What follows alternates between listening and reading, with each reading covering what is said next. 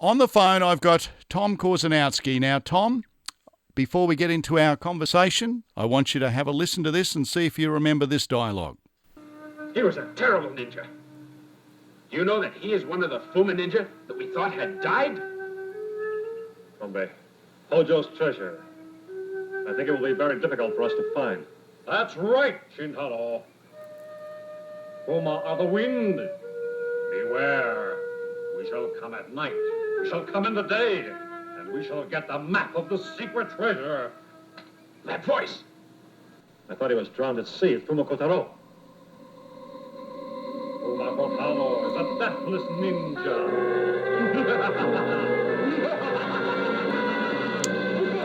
My goodness, what an evil, sinister laugh. Have you still... Prepare to die, Shintaro. That's good. We've got the right person. I just wanted to get confirmation of that. Lord. That was so long ago. Yeah. Isn't it good, though, that Fuma Kotaro didn't die, and they thought he died at sea? That was in that first season of the Fuma Ninja, but he came back. And you might not have had a job after that season. Can you see Fuma Kotaro in an unemployment line, perhaps? Well, he did eventually die in the next season, but then resurfaced as Kongo of Koga. And once again, you provided the voice, which is really good because we were very happy about that because in season 1, 2, there was a character called the Spider, and that was played by Binamatsu. But when we watch it now, we're thinking, it's not his voice, that's not his voice, and you didn't dub that one. But he was only in a few episodes. But you did, you did all the ones that Binamatsu played.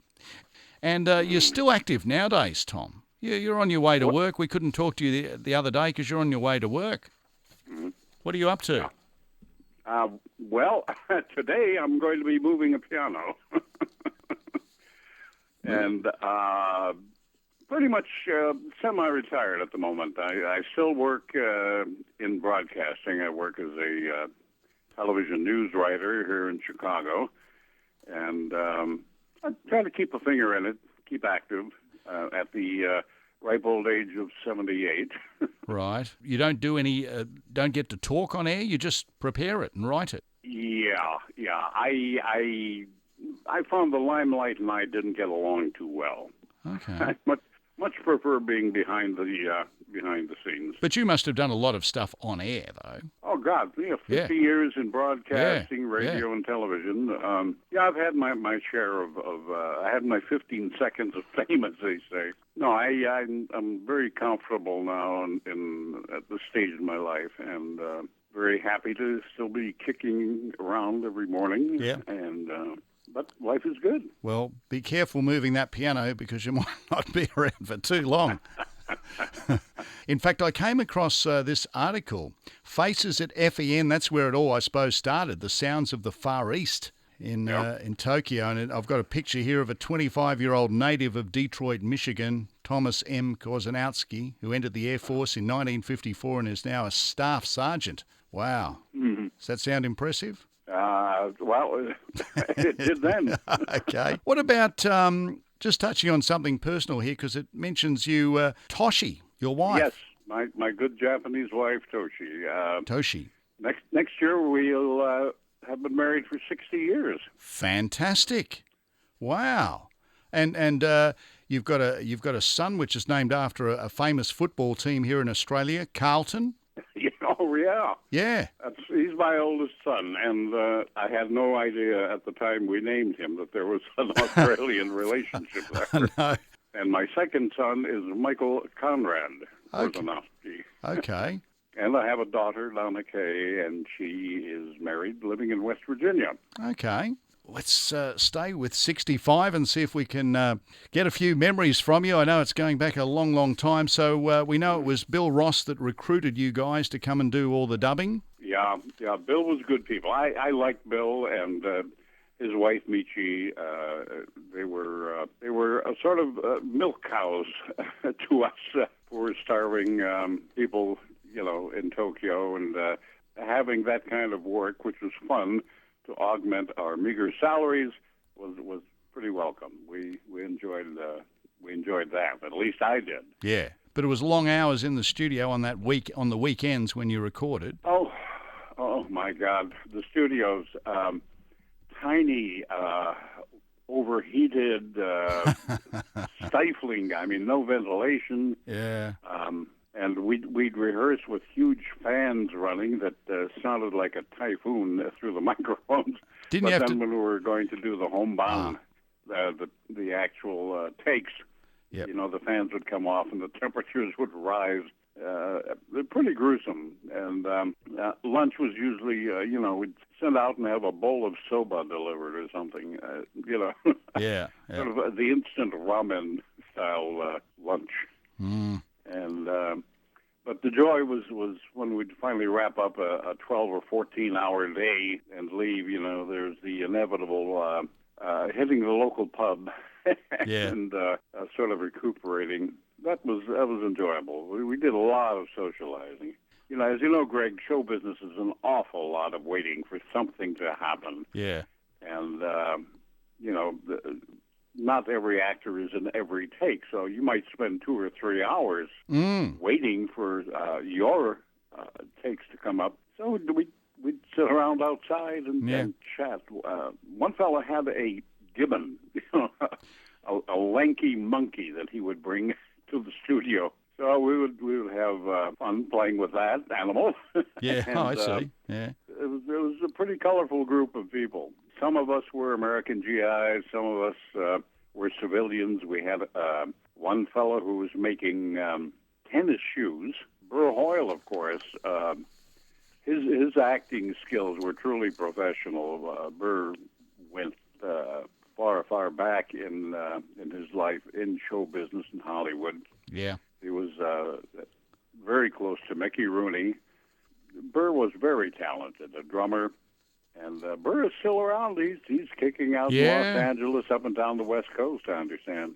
No, it was great to catch up with Burr and speak with him and Gene Leroy. And I think you're still very much in contact with Gene Leroy. Yeah, not as often as we were a couple of years ago. But no, Gene he has a lovely wife, Clarice, and we've gotten together with him here in the Chicago area when he came down. And great guy.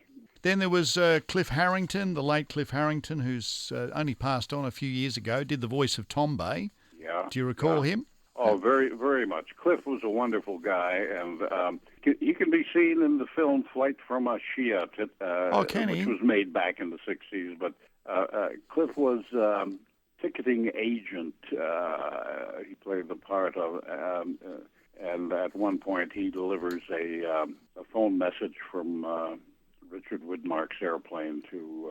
I wasn't aware he was in that. So you're in that also with William Ross. Yeah, Bill plays the pilot of the unfortunate aircraft that crashes on landing in the East China Sea. And I was a flight engineer on Richard Widmark's airplane, Sergeant Garrison. It was, I understand, the first Japanese-American co-production since the end of World War II. And we filmed it in 1962. The lady, it was good to talk to Patricia Salmon, who played, I was going to say your sister, but that's not quite true, but you played Fumigataru. It was Fumigataro's sister. Pat, as I call her, was a very, very sweet lady. She was very nice, very talented gal. I think she only worked with us in that one series. And Tom, you were pretty much, Fumigataru and Congo of Koga. So listening to dialogue now, I don't think there was sounds like Burr must have taken on about 3 or 4 voices sometimes in just one episode. Yeah, we did do, there were crowd scenes on occasion. Groups would all throw in our grunts and yelps and stabs. And all that. But I think you and William Ross in particular had very identifiable voices. Yeah, William Ross I don't think did anything apart from Shintaro, and now and then you heard him do another character voice and you think, oh, that's... Yeah, well, Bill was sort of directing things too, so he was in and out of the control room and in front of the mic and back into the control room, and there was an arduous process. Film dubbing, you put the film on a loop in, short segments of Yep. perhaps a minute or two duration. The film is initially translated directly from Japanese, and then someone sits down with the audio track and with the translated version and tries to come up with dialogue that will match the available time on the audio track. And then once you're in the studio, you have to lip sync it as closely as you can, which is, the third step here, because you've got to make sure the consonants try to match the consonants and the vowels, and it's a challenging process. And Bill and Michi, they worked assiduously on these things. Mm. Yeah. And then there was the films as well. So when did you leave Japan, and when did you stop being involved with these projects with Bill? Well, interestingly enough, a week before I left Japan in June of 1968, Bill called me. He said, "Tom," he said, "we're doing a film right in your neighborhood." He said, "and I need some round-eyed players." He said there wouldn't be any dialogue, and it doesn't pay anything, but I really, really need to get some, Western faces into this film. The film, by the way, was The Green Slime. Oh, right. So I worked on it for 3 days. Yeah. Bill, Ross, Bob Don, many of the people that we'd done dubbing with were in that film. And I played strictly an extra part, a spaceman walking around the spaceship, etc. But the one kind of amusing thing happened. Richard Jekyll, who was a marvelous actor, whose career went back many, many years. Richard always played the boy soldier in the war movies of the 50s and 60s. But Richard Jekyll was one of the principals in The Green Slime. And I remember we were doing a lunch hour, and we had an hour for lunch. I could not tolerate the food that was being served in the studio commissary. So I said, and I lived about 5 minutes away. Okay. So I said, no, I just said to any of some of the extras standing around, I said, "I'm going home for lunch." I said, "But you want to join me?" and Richard said, Can I come, please?" Yeah. So we're in our spacesuits, and we hopped into I had a Chevy Impala, and I guess somebody else had another car. So like 10 of us descended on my wife, Toshi. I said, "We're here for lunch." So she's a marvelous lady, and she managed to whip up something for all of us to eat, which was all very welcome by everybody because the food at the commissary was so atrocious. Oh, dear. And, but getting out of our cars to walk to the house where we lived, kids in the neighborhood, it was a lovely day. The kids in the neighborhood were all out playing, and here comes this troop of spacemen in their silver suits and boots, and they just sort of stood there with their mouths agape, the invasion from outer space.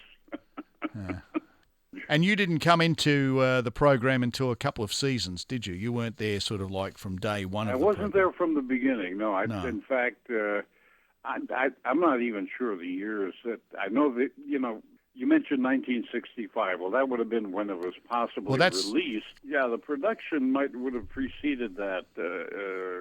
Definitely. The 64, perhaps even earlier. There's that lag. Yeah. And they might have begun while I was out of the country. We've probably asked this question, so were you aware of the impact in Australia? Did anything filter through that down under this show's a huge success? Well, that was all a revelation to me.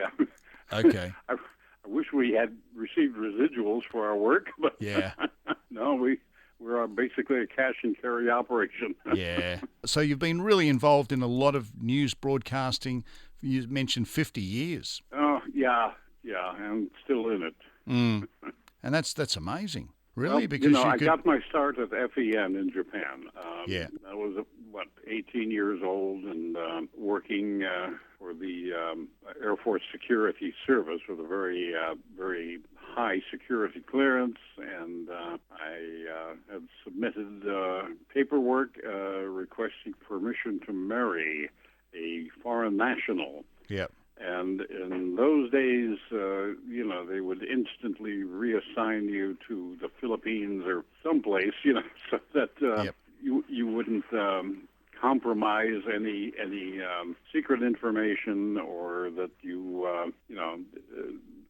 they could retain their value of having trained you in something. Well, in my case, they hadn't trained me in anything. I was a clerk typist. They allowed me to leave and to get married. So I'm glad I was not very highly valued in that era. It was great to catch up with you and Gene and Burr, who sang a special song for us down under. So he's still singing. He actually wrote a song. Yeah, Burr is a performer. I'm telling you, the guy's he's marvelous. In closing, we would have to finish off with one of your trademark sinister laughs, Tom. Prepare to die, Shintaro.